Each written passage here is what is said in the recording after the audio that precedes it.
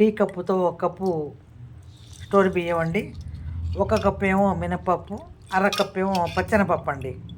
రేపు పొద్దున నేను దూది లాగా ఉండే అట్లేస్తానండి, చూస్తారు కానీ. దాంట్లో కొంచెం మెంతులు, అంతే, ఇంకేం లేదు. పిండి వేసానండి మిక్సీలో.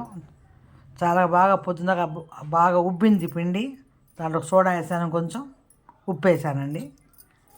దూది ఎట్లా వేస్తాను ఇప్పుడు బాగా కలిపి.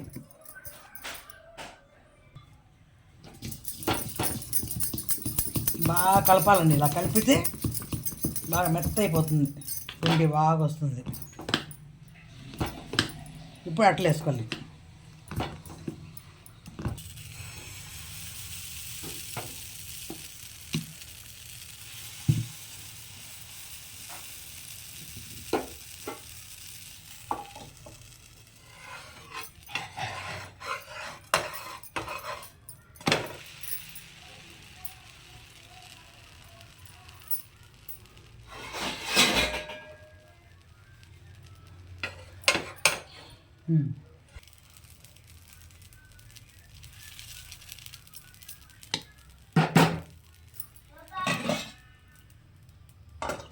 ఈ అట్లు చాలా మెత్తగా ఉంటాయండి.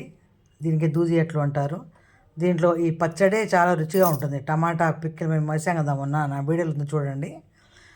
ఈ పచ్చడి ఈ అట్టుకి రుచి అన్నమాట. నేను నూనె వేయలేదండి, మీరు కావాలంటే నూనె వేసుకుని కూడా అట్టు వేసుకోవచ్చు. చూడండి ఎంత మెత్తగా ఉందో, చాలా మెత్తగా ఉంటుంది, దూదిలా ఉంటుంది అట్టు.